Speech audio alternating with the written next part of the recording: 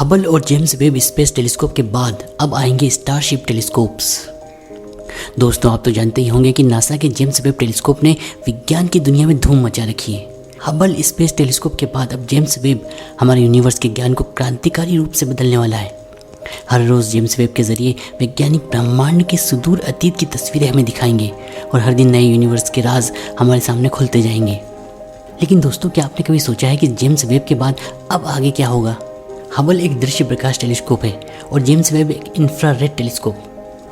भविष्य में हम इंसान स्पेसशिप टेलीस्कोप्स, स्टारशिप टेलीस्कोप्स बनाएंगे, जो कि आज के टेलीस्कोप्स की तुलना में ज़्यादा पावरफुल तो होंगे ही। ये सौरमंडल के किसी भी ग्रह या उपग्रह की सतह पर लैंड करके या फिर उसके ऑर्बिट में रहकर वहाँ से यूनिवर्स को ऑब्जर्व करके सारी जानकारी पृथ्वी तक पहुँचाएंगे।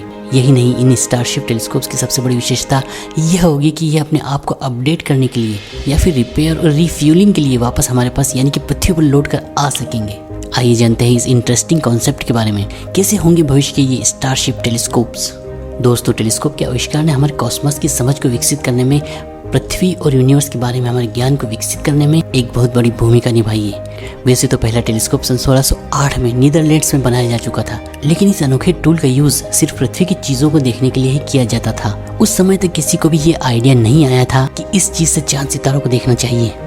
ये आइडिया सबसे पहले महान वैज्ञानिक गैलीलियो को आया सन 1609 में, जब उन्होंने ये सुना कि डेनमार्क में किसी ने प्रोस्पेक्टिव ग्लास नाम का टूल बनाया है जिससे दूर की चीजें पास दिखती है। तो उन्होंने इसे आधार बनाकर अपना एक टेलीस्कोप बना डाला और उससे रात के आसमान में चांद और तारों को ऑब्जर्व करना शुरू कर दिया और इससे शुरू हुआ टेलीस्कोप का सफर। इसके बाद महान वैज्ञानिक न्यूटन ने भी अपना एक टेलीस्कोप मिरर्स का उपयोग करके बनाया और फिर एक के बाद एक बड़े टेलीस्कोप्स बनते गए।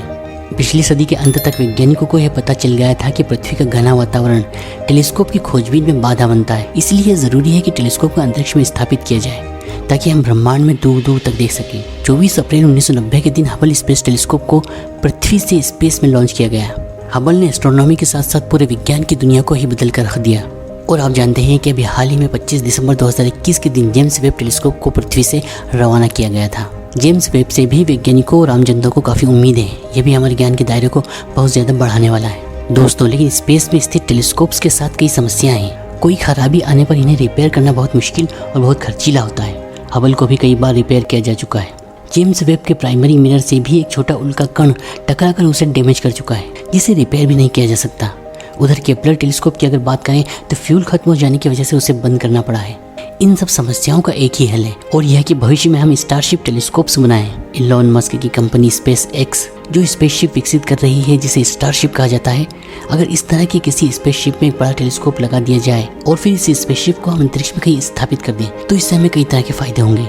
इससे सबसे बड़ा फायदा यह होगा कि हम जब भी अपनी स्पेस टेलीस्कोप को अपडेट करना चाहें या कोई खराबी आने पर उसे रिपेयर करना चाहें तो इसे अंतरिक्ष से वापस पृथ्वी पर उतार सकते हैं। आप जानते ही होंगे कि स्पेस एक्स कंपनी का स्टारशिप एक रियूजेबल रॉकेट स्पेसशिप है।